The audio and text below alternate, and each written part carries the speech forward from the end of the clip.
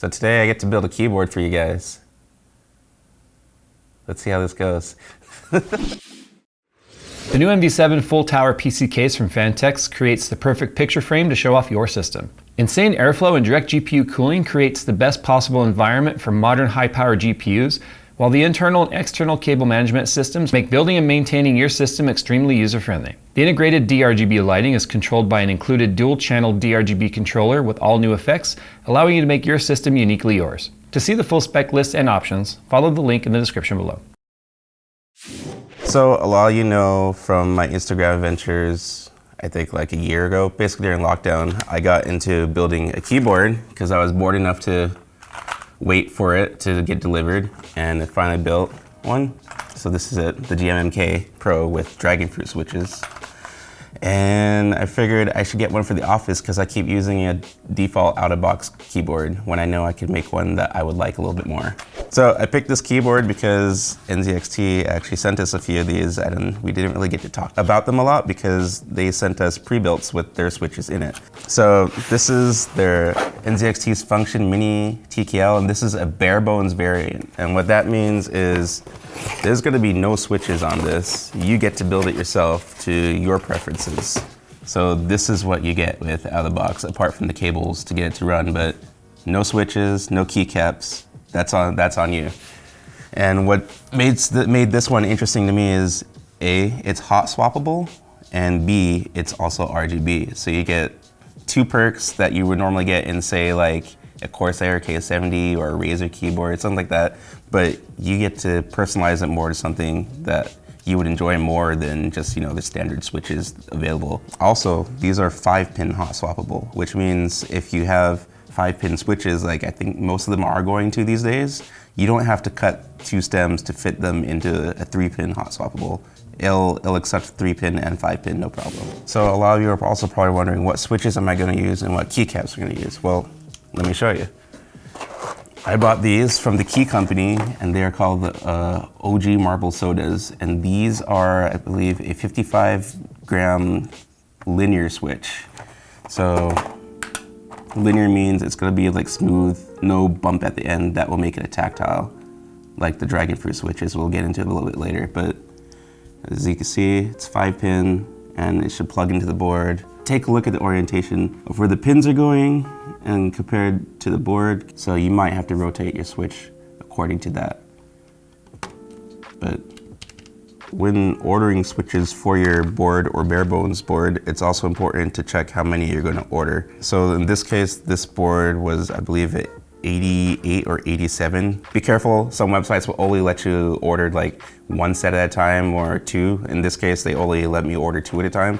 So I was lucky to get 2 sets of 50, so I could fill in this board. Otherwise, I'd have to default to find some other switches to fill in or wait until like a restock comes, if they even come, because that's another thing about keycaps. Sometimes they're limited, and once they're gone, so you're stuck with the keycaps. So yeah, a good thing about this being a mainstream board is that they're probably always gonna have them in stock, which is awesome. You don't have to wait like me, or wait for some people also wait for a year. Fun fact, I ordered another one that's about it's actually 2 months, so it's not as long as this one, because this one took almost a year after all the delays and whatnot. But you can even buy these ready built with switches in them and just buy your own switches later if that's the route you want to go.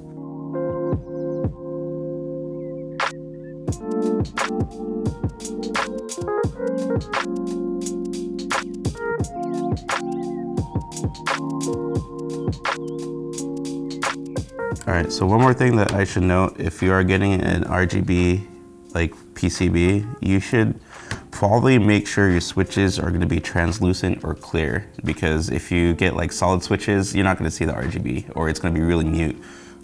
Also in this case, all of my lighting will have a blue tint to it. So when you load up your program according to your keyboard, set it all to white, and then you can play with the colors there and mix some colors to see if you get something else to come out. But for the most part, you might see like a blue tint towards all my lighting. This one you see like a pink tint because of these switches over here. All right, so after you get your switches in, the next step is keycaps. Now keycaps, it's probably more of a non-issue today, more than it was, say, a year ago, since everyone's starting to shift to a standard like a standard keycap size. And I mentioned that because certain boards, like even, let's say even this board over here, they have non-standard keys at the bottom. And you want to double check the sizings of your specific board just to make sure, is it going to fit the keycaps that you're ordering. So the really cool thing about these caps too is that they are shine through, and shine through means that they are going to be able to be backlit. They also offer a modifier set that go along with this specific theme. This specific set is their Japan set, and one that I thought was really neat is their creator keycaps. So basically they're lasered with shortcuts for Adobe Illustrator and Photoshop printed on the keys, and it shine through as well. So it's great if you're heavily into that. And I thought it was a unique key set or keycap set to use. So I'll start with what I know, which is QWERTY, the alphanumeric keys. But after that, I personally will go to like a reference photo just to see the placement of what each company has their keys set as. That way I don't mix these up too badly. And if I do, we'll find out when we plug it in to test. And I should also mention that these are Cherry compatible, or Cherry switches technically. So they're gonna go together like Lego.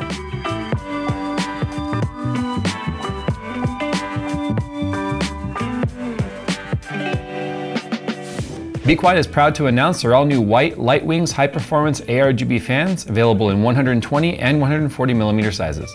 All fans are PWM and available in either a 7-blade or a 9-blade high-performance model. Lightwings fans feature ARGB lighting on both the front and the back, allowing for a customized appearance no matter which way the fan is facing.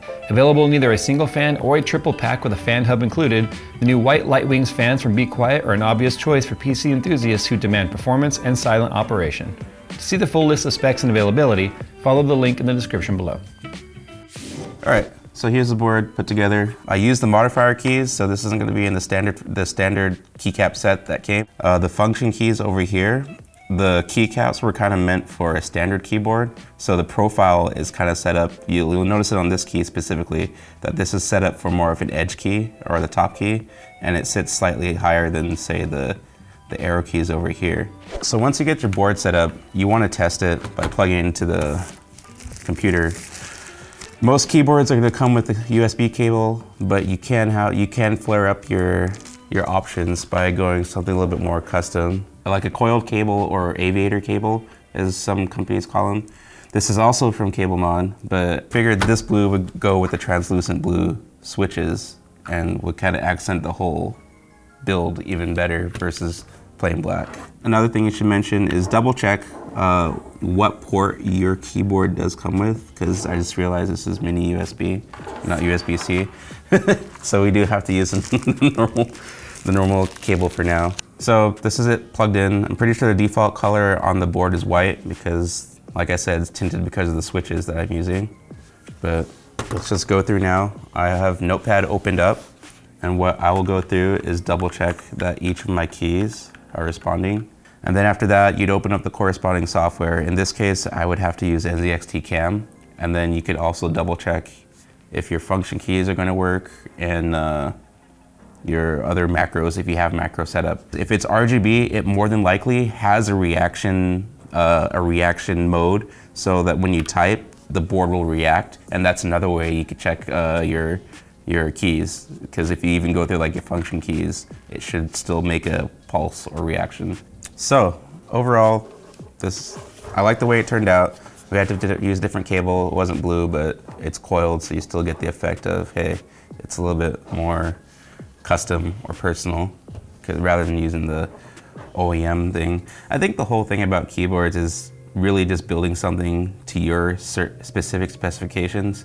I mean, it's not going to be for everyone, and there's also different ways to go about it. So out of the box, it's pretty straightforward as far as lining up your switches and keycaps. You can go further into the world of keyboards, and by that, you could pull apart your switches, you could change the lube on them, you could add film to them, dampening in the case, overall, like the keyboard case, and inserting foam, just to change up the sound and the overall feedback to you. Because after all, this is your point of interface with the computer. You're going to be using it more than anything, or probably just as much as your mouse, actually. So if it's something you want to do and get into, it's awesome. So a lot of the advanced users would probably be asking, how come I didn't lube them or add in more film to the switches? That's something I don't want to dive into personally. I like the settings as is, and I'm pretty sure I'll get into it later on down the road, which is just a great thing about keyboards, is that you could push deep as you want, and just to get a specific feel, or just something that's more comfort to what you like. So I brought my keyboards from home, including my daily driver, GMK Pro, just so we could compare sounds. And also I want to make note, the NZXT bare bones came with foam, like a foam plate on the inside already. So it does help with the sound a little bit. And that's another thing to look out for if you're picky on sound. Personally, I just use what I got, and I haven't done much to my daily driver apart from actually remove some of the factory lube. Because on the stabilizers, it's actually still there, you could see it, but it got over lubed, so I pulled apart my whole board to remove most of the lube to get it to stop sticking to the bottom. So that's just, this build is fairly untouched as well, minus the removing the lube out of the spacebar. This one, I didn't see any lube on their stabilizers, but they're doing their job. So I have no complaints about this out of the box, which I think is gonna be a nice thing if it's your first keyboard and you're going something like this. But let's move into the sound, because I'm pretty sure that's what a lot of you are expecting right now. All right, so this is the Key Company OG Marble Sodas key switches factory lubed.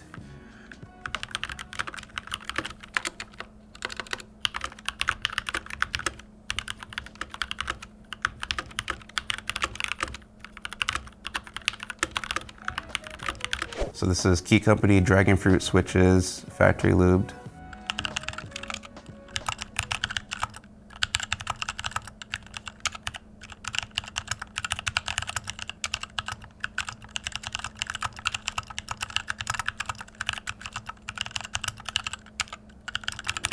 All right, and this is my final, the Kale Box Jades. Not sure if these ones are factory lubed. This was my first board given to me from a friend.